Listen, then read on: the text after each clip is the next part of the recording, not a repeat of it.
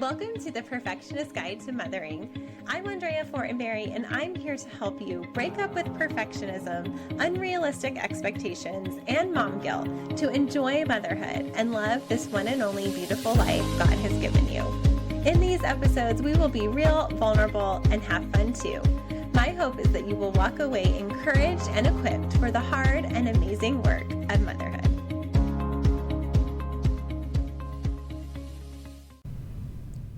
Hello friends, welcome to episode 151 of the Perfectionist Guide to Mothering. It's so good to be with you for a solo episode today. Before I dive into our topic, my best back to school tips for moms, I wanted to let you know about a few things. First, if you follow me on socials, which I hope you do, I will put the links for my social media accounts in the show notes. But if you follow me, you likely saw my post from a few weeks ago that I am currently under contract for book number 2. Yay, so excited about this. It's going to be a co-author project about friendship with my friend Stacy Morgan, who has been a repeat guest on this podcast over the years. And we are so excited for the journey ahead. We are so excited to bring you the wisdom and experience we've learned about friendship, how to make friends, how to allow friendships to change, how to move forward when a friendship ends. Those are just some of the things we are going to cover in what we hope is a very practical and witty guide for moms about friendship. Next, I just wanted to tell you that I am so grateful for all of your love and support for my book, 2-Minute Timeouts for New Moms, 100 Devotions for Weary and Wonderful Days. Thank you for showing up at my book signing last month that I had at Barnes & Noble. Thank you for your kind ratings and reviews. Thank you for buying the book for your friends and sharing it as gifts. It just means so much to me.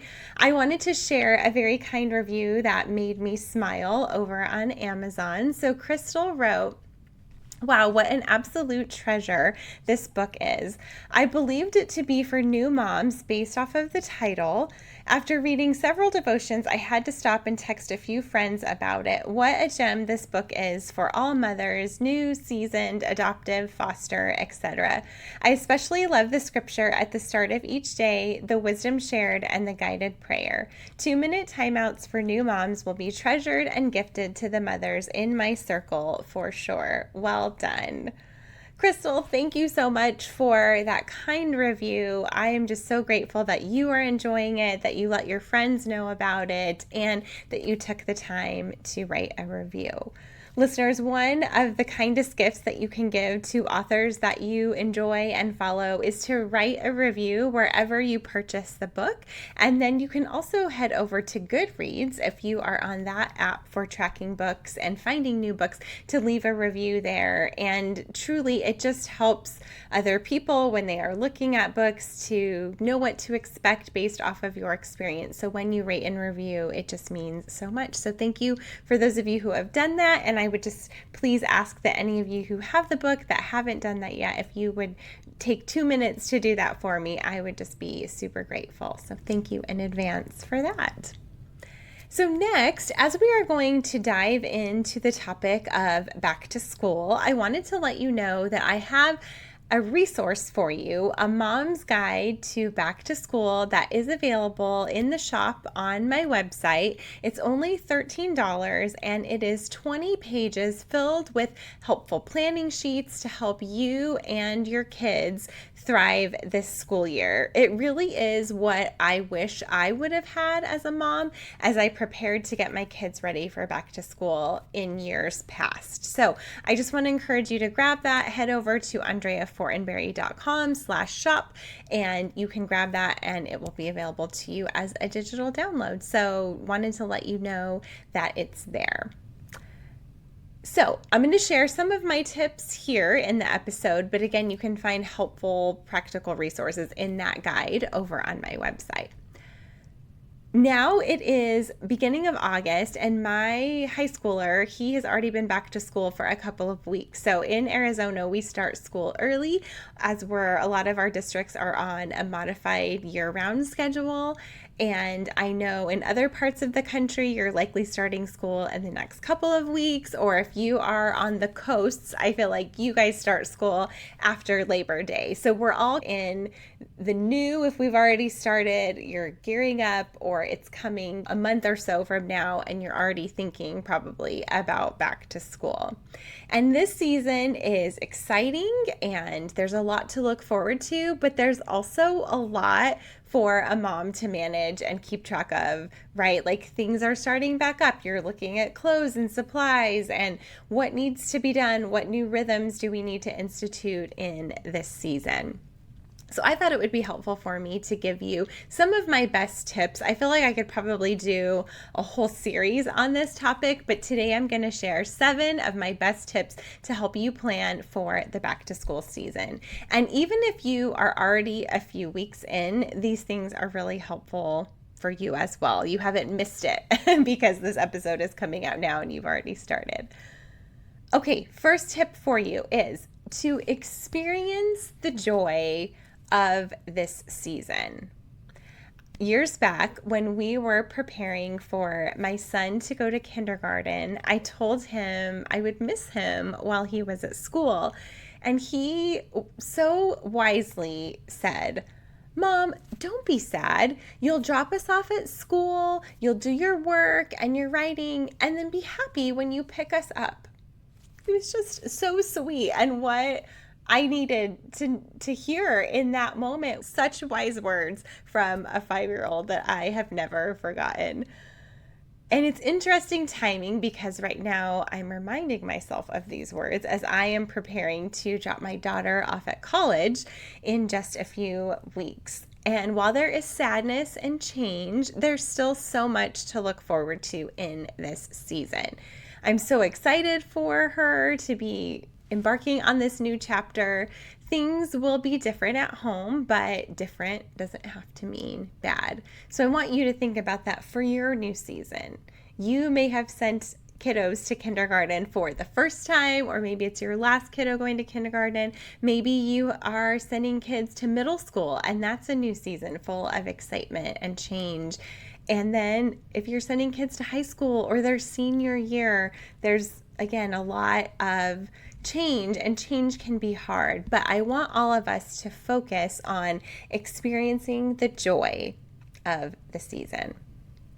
Every season has blessings and burdens, things that are easy, things that are hard.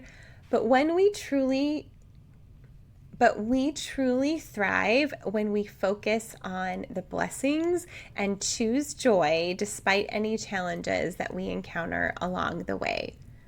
Let's all vow to be present in this season, to soak it in, and to choose joy. I love this quote by Gretchen Rubin. She says, "The days are long, but the years are short." It is so, so true, friends. So even though sometimes the daily grind is hard and mundane, but let's remember to focus on the joy again, to be present, to show up, and to be grateful for what we are able to experience in this season. Okay, second tip I have for you is to consider every opportunity carefully. I'm focusing a lot in this section for you to think about with things that you are asked to do, but also think about this with your children as well. This time of year, there are so many opportunities for them to join new clubs and sports and teams and all the things. But we have to consider every opportunity carefully. And I'll dive into that a little bit more in the steps that follow about why that's really important. But also for youth to think about in this new season as you are presented with new opportunities. I want us to think about being generous with our no's and a little bit stingy with our yeses. That sounds kind of backwards, right? Like, oh, we should be generous with our time. Yes, we should. But we also want to have healthy boundaries for ourselves and our families. So we want to be generous with our spirit, with our time when we are able to, but we really should give more no's than yeses. There are always endless needs, and especially at the beginning of the year, there's lots of opportunities to sign up and say yes, but not all of those needs are ours to meet. So we want to protect our time, protect our health in all of its aspects. And so that means that we need to give more no's than yeses. So I remember back when my daughter was starting kindergarten, which is now many years, many years past, when she was going to kindergarten, I remember telling myself, wow, I'm going to have so much more time because she's going to be at school all day. Yes, I had a 3-year-old at home, but it just felt like, wow, I'm just going to have one kiddo at home. I'm going to be able to get so much done. And very quickly, I overextended myself. I had a friend who asked if I would co-lead a Girl Scout troop with her for our girls, and I said yes to that. Eventually, that meant I also was the cookie mom for the troop, so that was kind of a double commitment with that. I was leading a Bible study and heavily involved in women's ministry.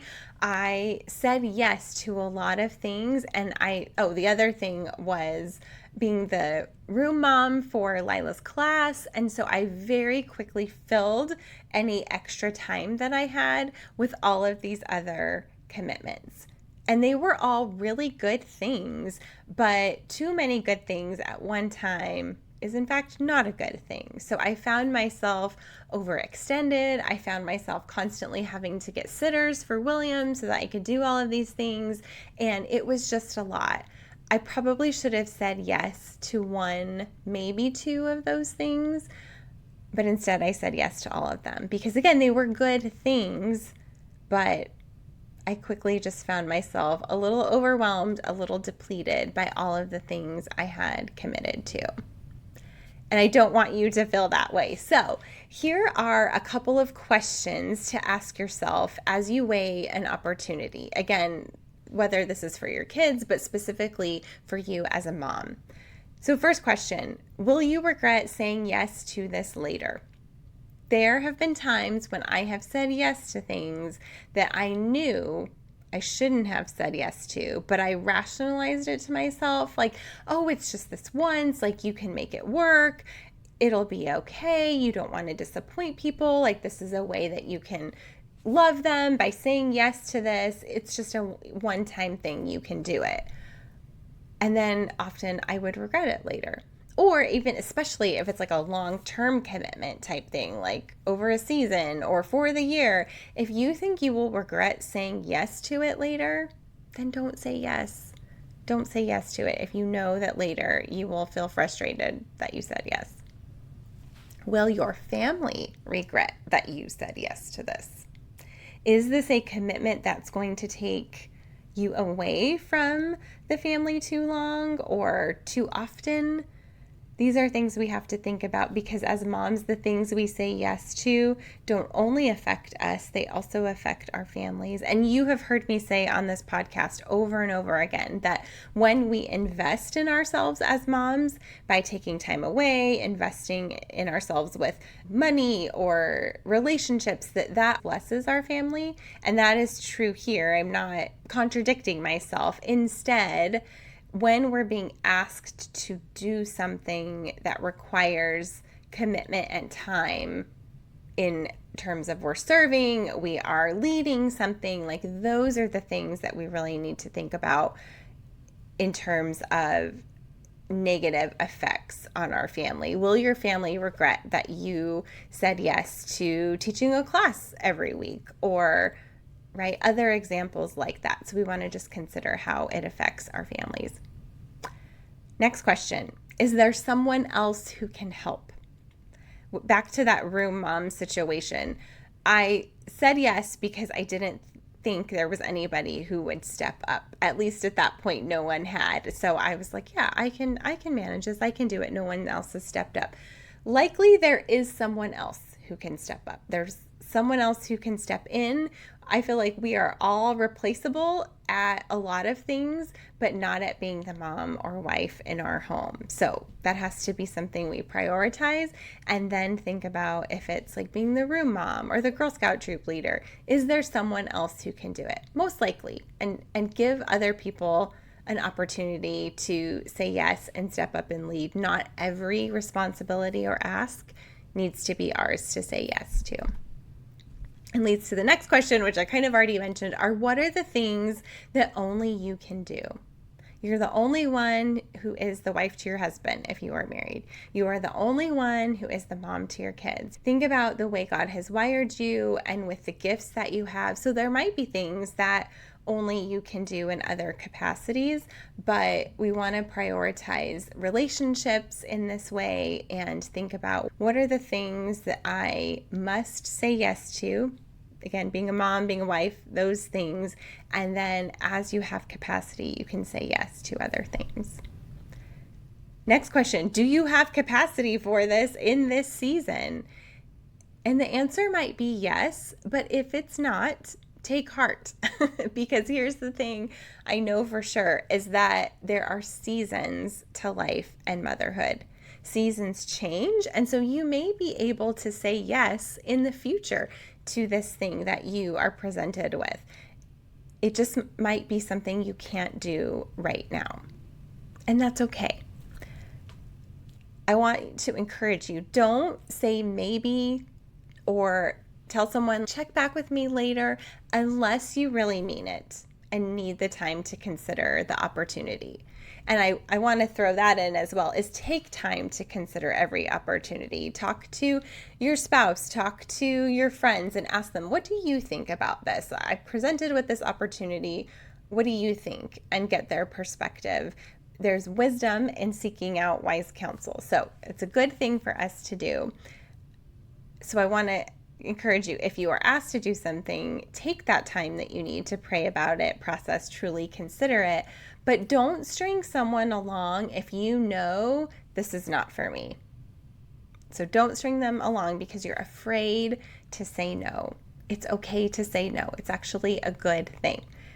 So I'm going to explain a couple of ways that you can do this, a couple of reminders for you. If you need to say no, know these things. First, disappointing someone is not a sin, right? Like just someone might be sad or again disappointed because they have to keep looking. It's okay. That is not hurting someone. That is not being unkind, because really you're being kind to yourself and your family if you need to say no to something, right? So we want to say yes to the right things and say no to the things that we're not able to do. And if we disappoint someone, we don't need to feel guilty. You don't need to over-explain or over-apologize about why you're saying no. I think as women, we want to do that, especially those of us that are people pleasers, because we don't want anyone to be upset with us. So we're quick to be like, I am so sorry. I am just not able to do this. You see, here's all the reasons why. Again, I'm so sorry. That is not necessary, friends. Let's not do that. Instead, we can say something like this. I'm so honored you thought of me, but I'm not able to commit in this season. That's it, right? Like one complete sentence where we say no with kindness and just explain, I'm not able to commit. Or we could say, thank you for thinking of me, but I have already tapped out on all of my commitments, so I can't say yes right now. Yeah, it's right. It's super kind. It's clear. It's direct, but it's not over explaining or over apologizing. We don't need to feel sad and guilty and ashamed when we can't say yes to something. Let's just own that. And I feel like when we do, it's contagious. It kind of teaches others how to do that well as well. Again, if we need to say no, trust that someone else will step up and fill in. Pray for the right person to say yes. I know that sometimes we get backed into these situations where it's like no one else is saying yes, so we're not going to be able to have a team for the kids or, things like that. So sometimes we will say yes in the end if it's in that kind of situation, but generally we can help pray that the right person will step up, trust that someone will fill in, and we can be a support person on the sidelines or in other ways. But if we cannot commit to being the leader, the upfront person, that's okay. If you are not able to say yes, it will get figured out. Again, someone else will come in, or the team or the group or the teacher, will figure it out. It's not our responsibility. The weight of the world, or your kid's school, or their team, their Girl Scout troop, it is not all on you. Okay? I just want to remind you of that, give you permission to say no. Sometimes we need that from a friend, so I just want to remind you of that. But if you are presented with an opportunity and you want to say yes, then I want you to consider this third tip that I have for you, which is consider the cost and be realistic about your time. These steps are so important. We often think we can actually take on more than we are able to, more than is beneficial for us in our family, because we don't consider the cost and the realistic expenditure of our time. So when you're considering something, think about how long will a task or a commitment actually take you? What are the related costs, whether that's money or time, that will be required, the extra logistics that you have to think about when you say yes to something? So that could mean your travel time or preparation time, like getting your kids to a babysitter, or when you're going to prepare dinner when a commitment falls within that time. Those logistics affect how long something will actually take you. So for example, when I led my daughter's Girl Scout troop years ago, we would have an hour-long meeting twice a month, but it required about an hour of preparation, planning the meeting activities, gathering supplies, thinking about what we were going to do, communicating with my co-leader. Then it required an hour of driving before the meeting because I would drop my son off at a friend's house. I would pick up her daughter, who was also in the Girl Scout troop, and then we would drive to the meeting at my co-leader's house. We would have the meeting, and then it was an hour driving the other way, half an hour to my friend's house, picking up my son, and then half an hour back to our house. So one Girl Scout meeting actually took me 4 hours. So twice a month, that's 8 hours of my month. And then there was always dinner to figure out within those times as well, because dinner always came right after that Girl Scout meeting. So that's just one way that it's really easy to underestimate and overextend ourselves. And when I find myself in this spot, I am not as patient, loving, and kind to my family as I want to be. So we want to think about being realistic about what the cost of our commitments are and being realistic about how long they will actually take us. Sometimes I just think I can do more in a specific amount of time, and when I'm in it, I'm like, oh, I really underestimated this. So we want to overestimate and be realistic about all of the costs. When we say yes to one thing, we are saying no to something else. Make sure that you say yes to the best things. There are so many good things we are presented with regularly, but say yes to the best things. And don't forget to say yes to margin in your life, to rest and downtime for yourself and for your family. Those things are really important, and they are easy to say no to because other things seem more urgent or more important when we are being asked of all these things. It's like, oh, I can do that. I could make space for it. And we forget about those things that we need in our lives: margin, rest, downtime, making meals, eating healthy food, right? Taking care of ourselves. We forget those things. We don't want to consistently be living for the urgent. We want to live by what's important. Okay, tip number 4. Remember that a little preparation goes a long way. So there's lots of ways we can think about this, but I'm just going to give you a couple of tips from my own life that have been helpful in terms of preparation for the week ahead, for that day. Again, I just feel like when we have a plan, it can create piece for us, maybe the day ahead, for the week ahead. So just think about what in your life could you take a little time to prepare for now that your future self will thank you for later. So first one is I enjoy on Sunday nights when we are at dinner to have just a mini family meeting. Really, it's just a conversation when we're all together about what does this week look like. And in that conversation, we're able to figure out some logistics of like, oh, okay, so-and-so has practice at this time, but I am going to be still in a meeting. Like, who's able to do that? Do we need to ask a friend to carpool? Right? It's just kind of talking these things out before we are in that day and not together and having to figure things out where they become more urgent and a little more stressful to figure out the details. So I encourage you, sit with your spouse, sit with your kids, everyone pull out their calendar and talk about the week ahead. Another thing related to this is that our family, we all have iPhones, and so we use Apple calendars, but I know a lot of people love Google calendars, and we have a shared family calendar. So you can just add a new calendar, add all of the people in your family, and anything that affects 2 or more people in our family, it goes on the calendar.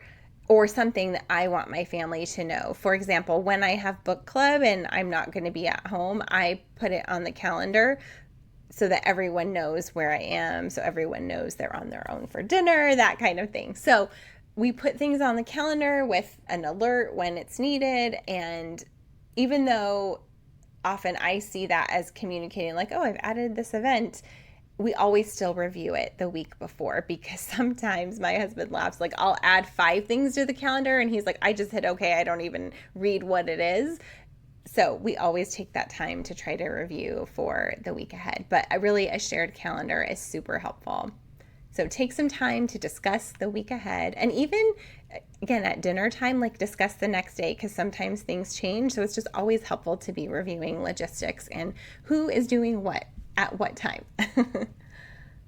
Another area where a little preparation goes a long way is with meal planning. I have been back and forth over the years about how well I do this, but in this season, I'm finding meal planning helpful. I, over the past couple of years, have really relied on citrus pear freezer meals. They used to have in-person classes, which I love, but now it's all ordering online and they send the meals to you frozen with ice packs and all of that. I'll put the link in the show note. I really hope that they will someday have an affiliate link, because I feel like I recommend them all the time on this podcast, but it's just super helpful. I try to do that, and I also try to have staples on hand consistently that I can come up with a meal. But I'm trying now to plan meals for the week ahead. And one of the main reasons is because over the summer, I grew weary when my son or my husband or sometimes my daughter would be like, what's the plan for dinner? What's the plan for lunch? And I was just like, why am I always the one who is holding the plan? It is just one of my roles as a mom that I take on, but what I found was it was the communication of the plan that could really benefit me. My son was looking at videos online, and he showed me recently this meal planning board that was in the kitchen. He's like, Mom, I think this would be helpful, because then we wouldn't always have to ask you what's for dinner. Like, you could just write it on the board ahead of time. And I was like, boom, that is genius. So I went to Target. I didn't find a board, but I found a little notepad. So I've been using that to write down the meals. I have it posted in the kitchen where everyone can see it. So it helps me to plan ahead, but then it also helps to communicate the plan to everyone so that I am not always being asked, what's the plan for dinner? So I'm grateful for that. Think about with laundry. When does everyone need to do their laundry? I'm going to talk a little bit more about laundry in the next tip for you as it relates to kids, but making sure, if kiddos need uniforms, like whether that's every day or certain days of the week, like talking ahead and planning for, do we have these items when we are going to need them? Also with packing lunches and picking out clothes ahead of time.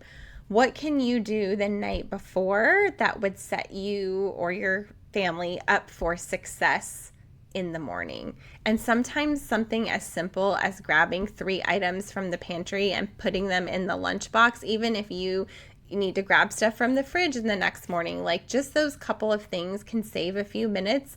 And every minute counts when you're getting your kids ready for the morning, getting yourself ready for the morning, and it just feels chaotic. Those little things can bring you a few moments of peace and sanity. So think about, what could you do ahead of time that would help your future self or your kiddos in the future.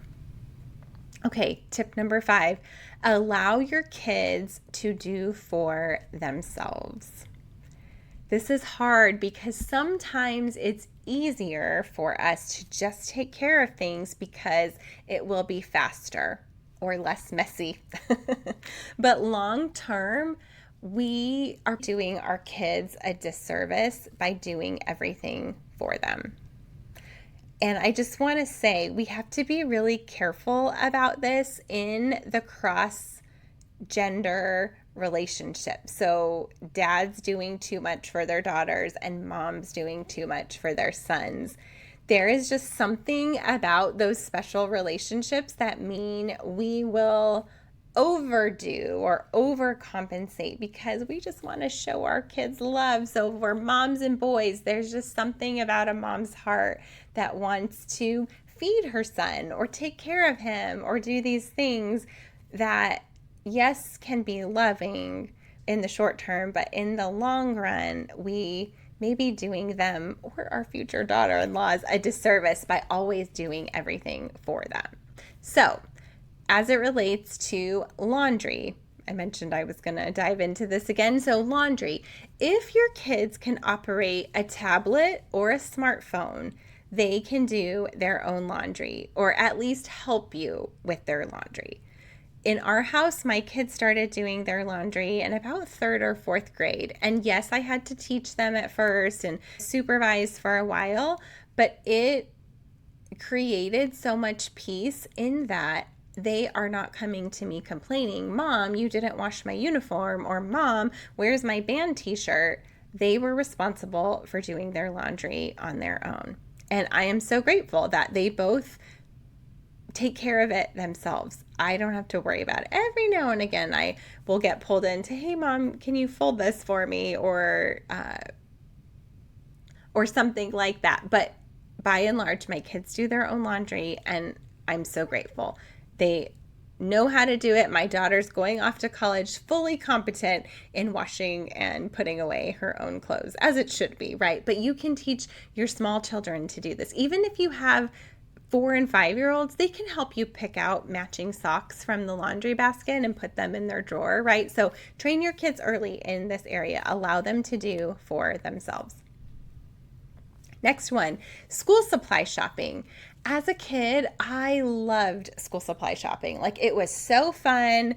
I loved getting new pencils and crayons. I remember in the 3rd grade when I got a Trapper Keeper, like, it was so fun.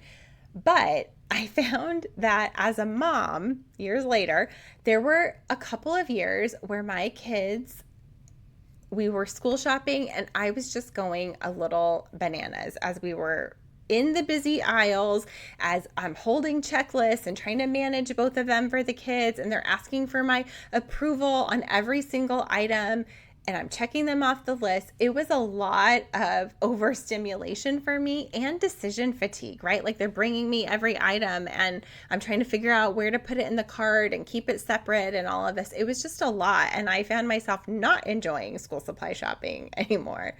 So the following year, per the suggestion of my amazing literary agent, Barb Roos, we were having a conversation about this, and she gave me the suggestion of letting your kids pick out their own school supplies.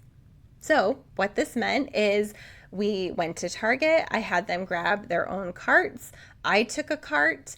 They went to the school supply aisle. I had my cart, and I wandered around getting groceries or looking at things. They had their own lists, and they chose what they needed/wanted. It gave them responsibility and agency, and then I was off having a peaceful time wandering on my own.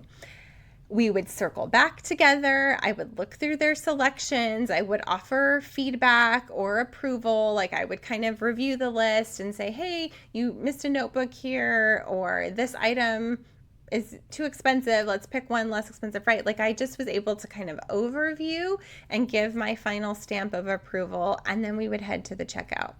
There was less fighting, less annoyance, less negotiation.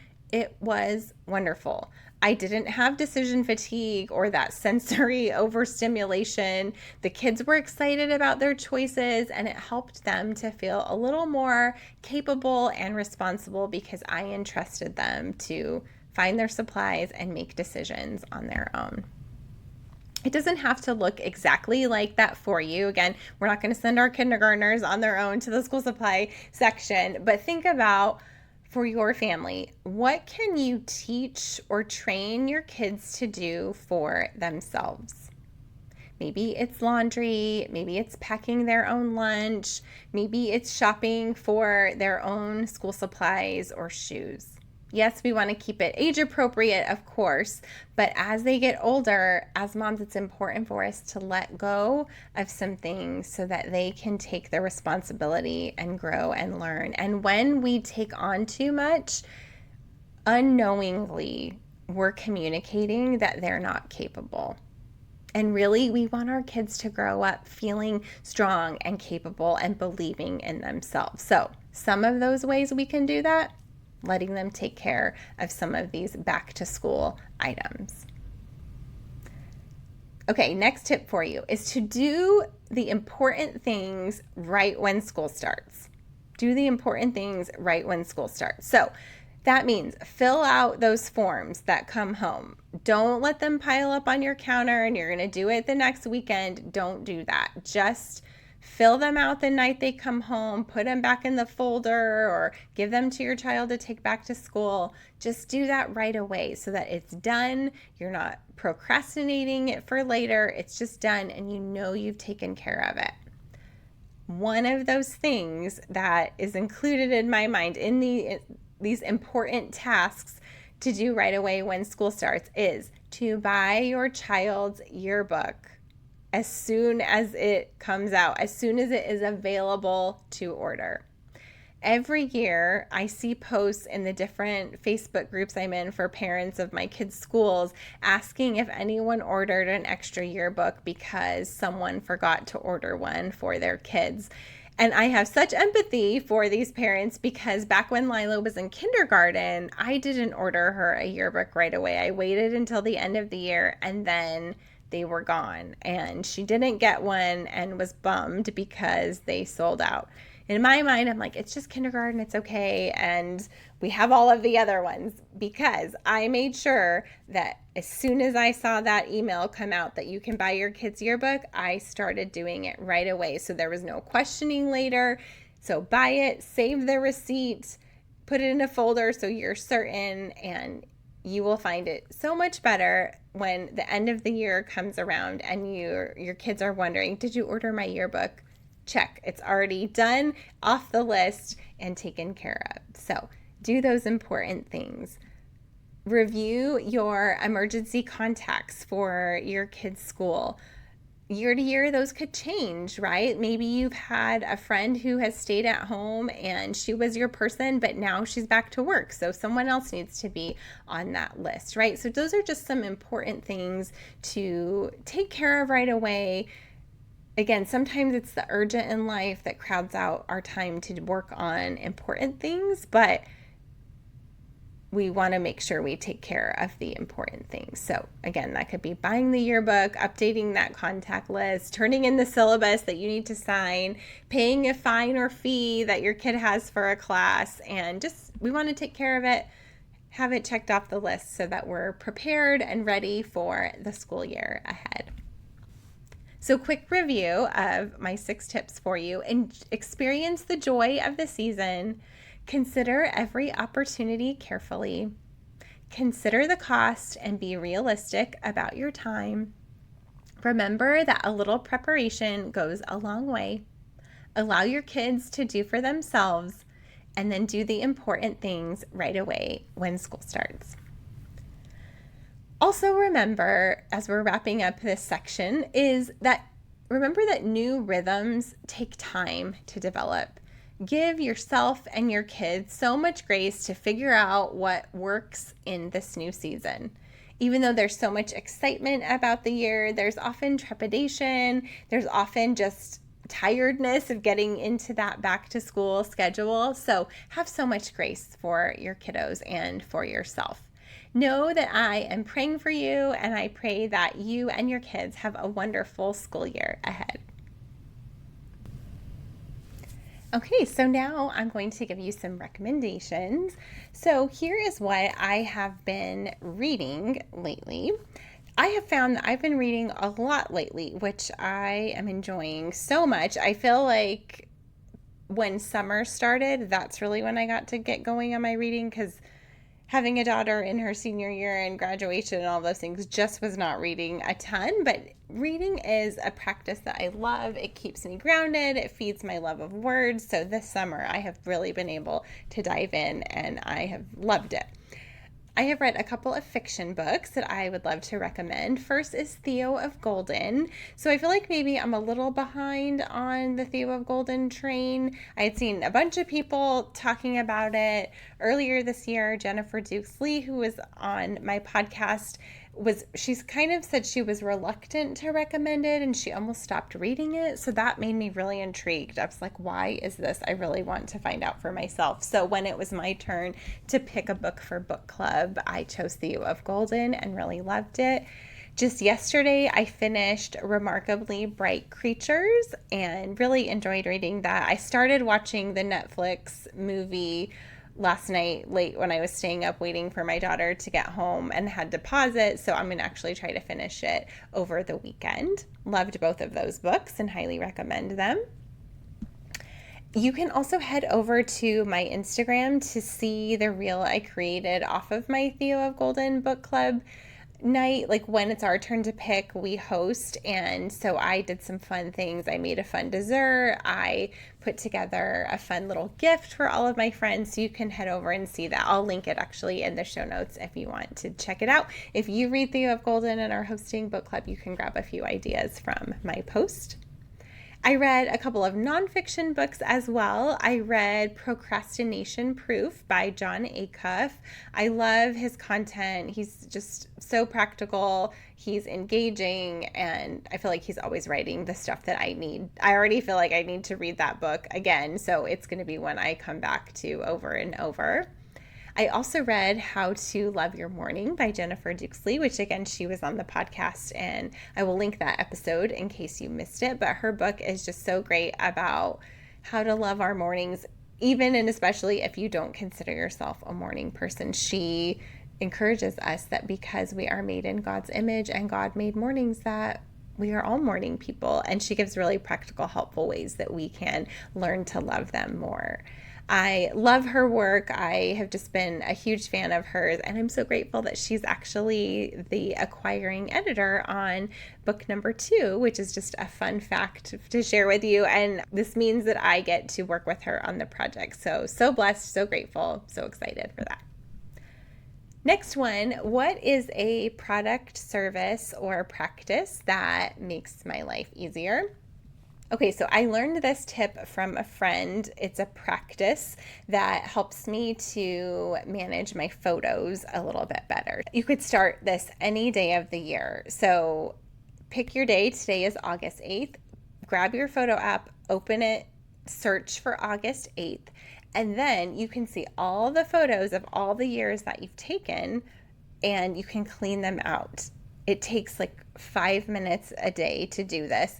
And I just find, I took pictures of receipts 7 years ago that I don't need anymore, or a screenshot that I don't need, or I have several pictures of the same thing that happened on one day that I'm like, I don't need 5 of these. I'm just going to pick 2. So it's super quick, super practical, and it helps reduce some storage, right? Like just organize and clean things out. So if you do this even just a couple of days a week, I feel like it's super helpful. So grateful to my friend Melissa who recommended this. It just makes managing digital photos and some digital clutter a little bit easier. So that's my recommended practice there.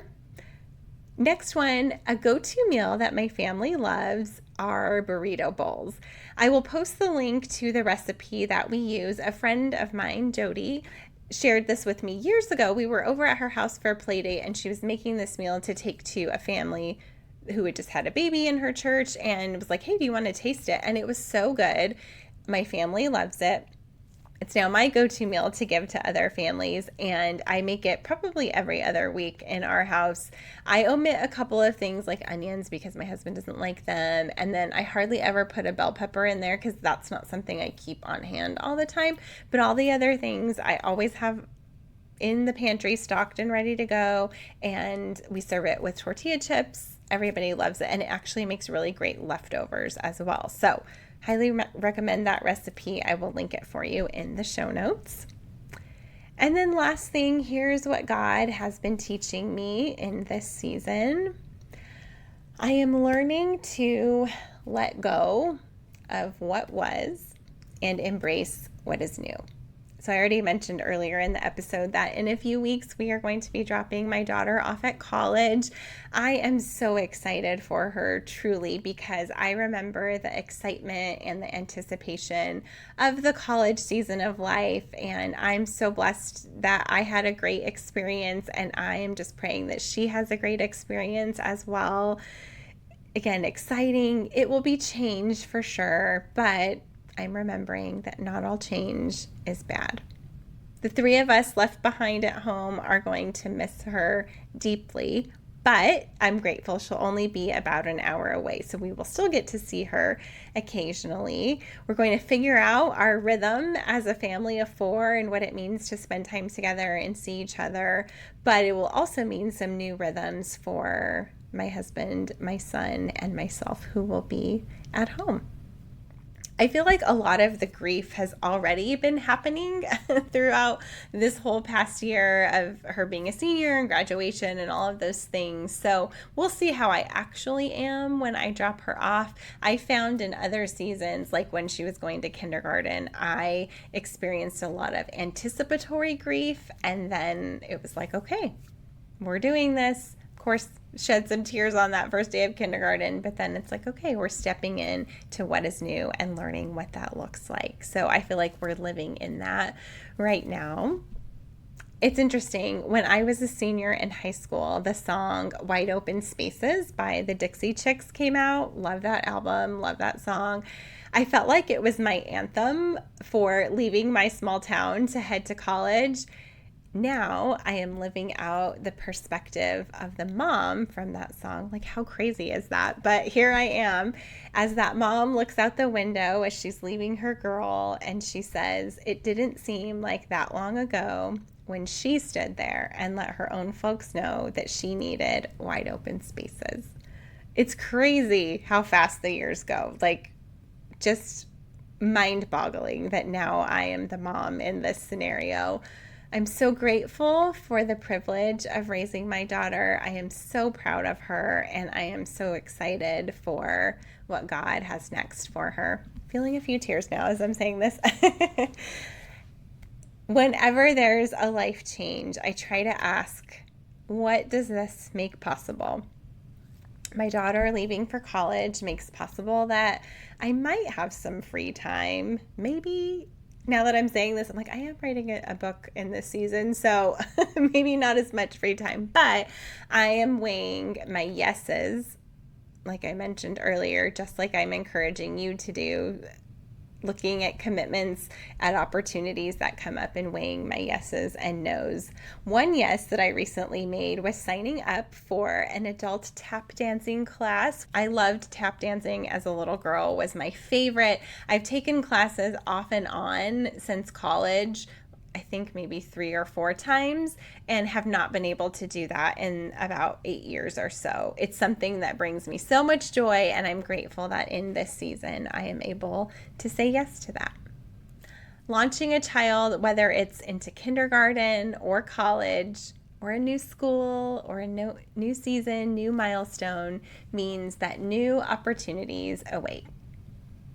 To quote another millennial song, Closing Time by Semisonic, they say, every new beginning comes from some other beginning's end. Even though change and the future can seem scary at times, let's remember that we actually can look forward to new seasons with hope, because God is always doing new things and writing new stories. So I just want to close with Romans 15:13 that says, "May the God of hope fill you with all joy and peace as you trust in him, so that you may overflow with hope by the power of the Holy Spirit." Friends, thank you for listening. It was so great to spend time with you today. I am praying for you. I'm so grateful for you. And remember that you are an amazing mom. I'll see you next time.